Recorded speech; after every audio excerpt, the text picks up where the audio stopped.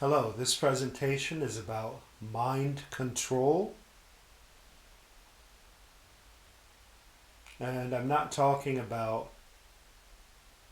CIA mind control experiments or anything like that. I'm talking about you controlling your own mind.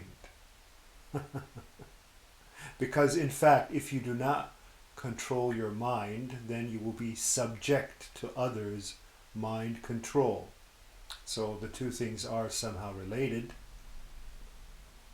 How to get control of your mind. And this I've been teaching for the last 30 plus years. It's the basis of reality creation. The ability to control your mind and your thoughts, because if you can control your mind and your thoughts, guess what? You can control your emotions. And if you can control your emotions, you can control your reactions and actions and interactions. And if you can control your reactions and actions and interactions, you can control a large part of your reality as opposed to having mass consciousness or other people or the media, whatever that is, or um, your childhood programming control you. There's a default programming and default thinking, and that's fine. Um, but if you want to be a master of your destiny, a creator of your reality, you're going to have to take control of at least some of the contents of your consciousness.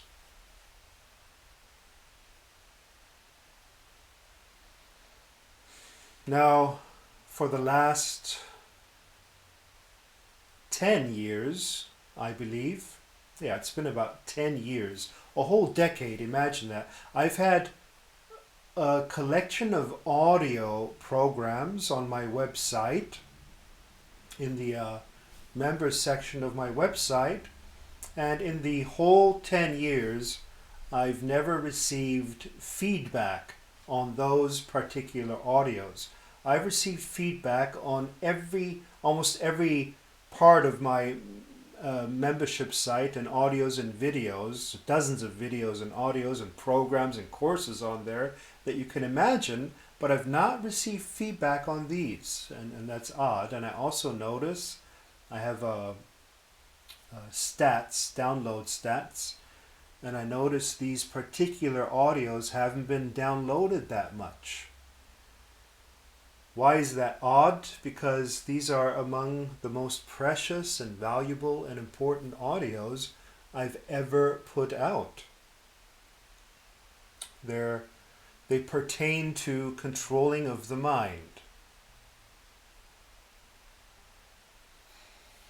And I wondered why that is. I guess people don't want to be the master of their own ship. It's too much responsibility, maybe, afraid of their power. I don't know. So I decided to do this entire video to explain the importance of this practice and, in fact, to give you the practice, to give the practice to the public. Even though I must have mentioned it in one book or another, must have brought it up, to give it to you for free so that it's not restricted to members only. Yes, I have mentioned the practice in many seminars, and I'm pretty sure I've mentioned it in books, and nonetheless, I've never heard feedback on it or never heard people practice it. And the technique is of mimicking the mind. You get control of the mind by mimicking it. You copy the mind. You imitate the mind. You make a little fun of the mind. You gently copy thoughts. That's one of the audios that's been ignored. One of the meditations of great importance in my program. It's been there for 10 years. And I've probably taught it for 30 years.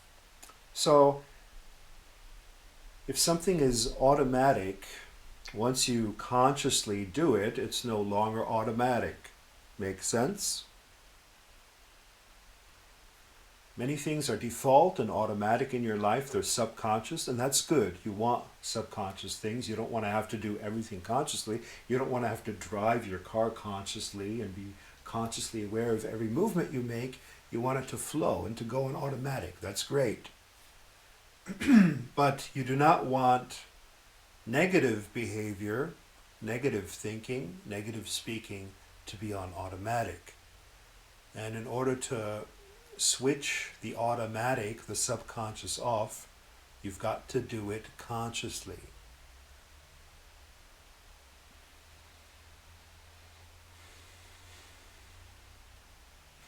That does not mean, I know what you're thinking, no, that does not mean you have to do negative acts consciously. Okay, but you do have to become conscious of them, and perhaps at least in your mind, run them consciously. So before releasing or getting rid of something, you have to be conscious that it's there. You have to own it. Take control of it. Be with it. Own it. And I think I'm not the only one that teaches that. I think that's taught across the board in self-improvement. You know, the idea of owning something. If it's automatic, there's the assumption that the thought comes from an unknown source and you have nothing to do with it. By creating it consciously on purpose, you take responsibility, you realize you are the creator of it, and if you're the creator of it, you can also let go of it. And that's the secret to getting control of your mind. That's all there's to it.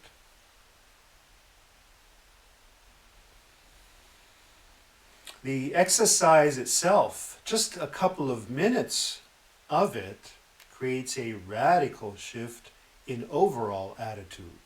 I mean, I could have somebody do it for only 5 minutes, and they'd go out for my coaching with a whole new set of eyes, a whole different approach to life.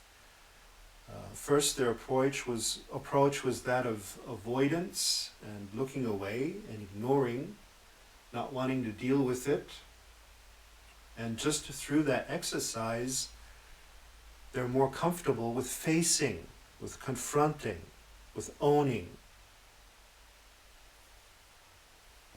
So they're no longer running away from their issues, and their so-called issues are mere thoughts. Just to be clear, every so-called issue, problem, is just a thought. Okay? They no longer run away from it, they're able to intentionally create it. So in the beginning, the exercise might be overwhelming. You might create a practice, say 5 minutes a day or even 5 minutes a week, as is good for you, as feels good for you, as is fun for you. I'm not a fan of forcing it. I'm not an ascetic. I like flow. I like fun. I like for people to have fun with these exercises.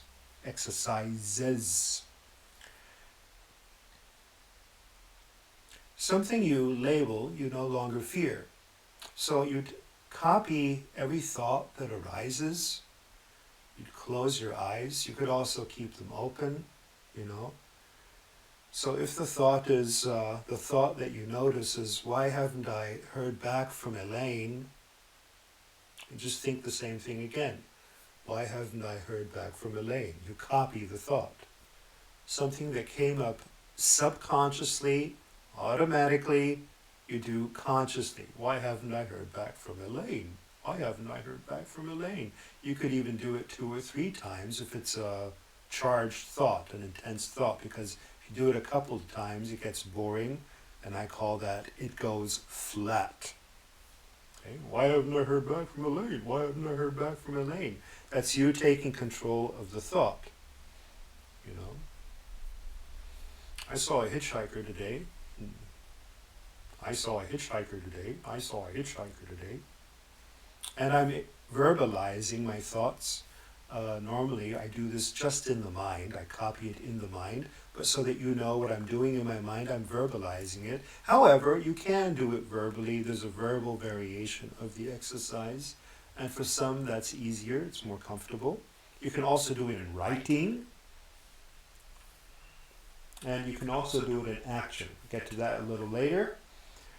So, yeah, I saw a hitchhiker today. What should I do now? What should I do now? Is it productive to do this exercise? Is it productive to do this exercise? Now I have no more thoughts. Now I have no more thoughts. You see, I have no more thoughts is a thought. It's ridiculous. The mind is ridiculous. And as you do that for a couple of minutes, you're going to notice this emptiness, this space, emptiness in the positive sense, space, open up. This calm of the mind, this mind control. It gets calm, gets easy going. So you see, you don't control the mind through rigid resistance. On the contrary, you go with it, you flow with it, you copy it, you mimic it. The advanced version of this is that you alternate the copying of existing thoughts with the creation of new thoughts. So, if there's a negative issue that comes up, something that's bothering you, I'd alternate, right? So, why haven't I received word back from Elaine? Why haven't I received word back from Elaine? If that's something that bothers you, worries you, you'd find, after you copy the thought, you'd find the opposite, okay? Well, thank goodness I've received word back from Elaine. Thank goodness I've received word back from Elaine. But why haven't I received word back from Elaine? Well, thank goodness I have received word back from Elaine. Or if that's too unrealistic to you because it hasn't happened yet, in your opinion, then you might go, I trust I'll receive word back from Elaine. I trust I'll receive word back from Elaine. Or if that's still too much for you, you might say, I'd like to be able to let go of this idea. I'd like to be able to let go of this idea. That's alternating. That's a variation of the exercise. But, before you alternate, I recommend you spend some time copying. And then, as your practice progresses, you can do more alternating. And then finally, you can do sessions with only the creation of thoughts, the creation of preferred thoughts, which is also one of the powerful audios in my members section of my website that I've had there for 10 years and nobody's given me any feedback on it. Feedback on every other product, questions, answers, every other product. Oh, I did this course, it was great, and this happened and that happened. These, not a peep, So, it's called the creation of thoughts. And you just deliberately, you sit there for 5 minutes and you just create preferred thoughts, And you go through your entire day, if you want, creating the thoughts to every situation as you prefer. So the trip today is going to be sunny and clear skies and wonderful. Elaine is going to get back to me, thank goodness, with good news. And so forth, You just create the day as you please. That's a great morning exercise. People always ask me, if you had only one exercise, that's a lazy person's question. Oh, just one, because I only have 5 minutes a day, they'll say. Well, that's just one. The creation of preferred thoughts or the copying of automatic thoughts. Two great methods to regain control of your mind. So the creation of preferred thoughts is simply the answer to the question, what's something you wouldn't mind thinking? When I ask that, Many people do this with sexual thoughts, and that's fine, but sexual thoughts also tend to create desire, and desire is lack. So don't only do this exercise with sexual thoughts. That's, by the way, why many of these so-called sexual fantasies people have do not manifest. I always get that question, well, if what we visualize manifests, what about all my sexual fantasies? Well, these sexual fantasies are usually done in connection with desire, and desire is the strong affirmation that I do not have. And if you have that inner conversation, what do you think is going to happen? Well, you will not have. You see? So, don't only do it with sexual thoughts. And if you're going to do it with sexual thoughts, notice the difference between already feeling you already have something and versus desiring, okay? Which is one of my most popular teachings that you should already know about by now. If not, go check out my book, Reality Creation and Manifestation. Another variation of this exercise of controlling the mind is to focus on the spaces in between thoughts. You'll notice that eventually you'll notice that before a thought, after a thought, and maybe even within or outside of a thought, there's space. And this space can expand and expand and expand and contributes to your well-being. Because often people are crowded out by thoughts, crowded out by information, crowded out by time pressure, crowded out by stress, crowded out by stuff. And that's why it's good to get a sense of space, the space in your own mind and consciousness, the space in between objects, the time you have, the spaciousness, the size of things, the space of infinity.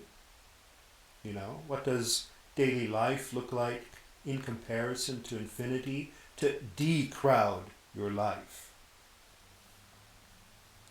Now, last but not least, all of this does not only apply to thoughts, but also to behavior. The behavior that you consciously do, you get control of. So let's say I keep biting my nails, that's subconscious behavior. So what I do to stop that is to do it consciously and alternate the conscious behavior with the preferred behavior. So consciously, preferred behavior is to just relax